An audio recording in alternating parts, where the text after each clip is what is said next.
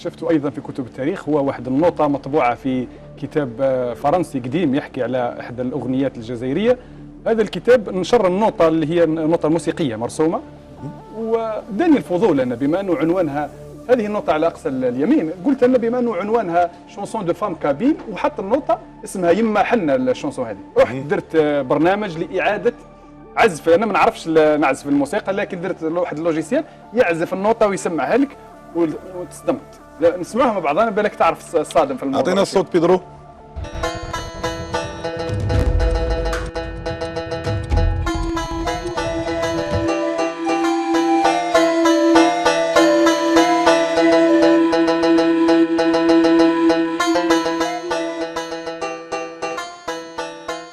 هذه ماشي ناس الغيوان؟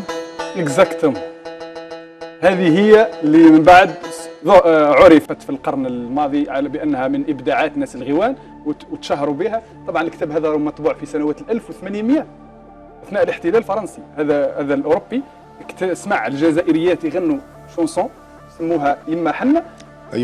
يما حنا راح كتب النوطه اللي كان يسمع بها هذه الجزائريات يغنوا اللحن، كتب النوطه وطبعها في سنوات 1800.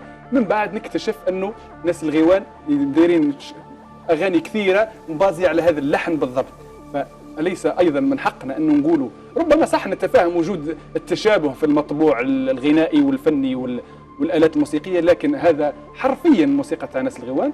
وانا ربما هنا ما رانيش ضد نشر الموسيقى الجزائريه ولا استخدام الاخرين لهذا، ولكن تنسبها ليك هذا هو اللي اكزاكتومون.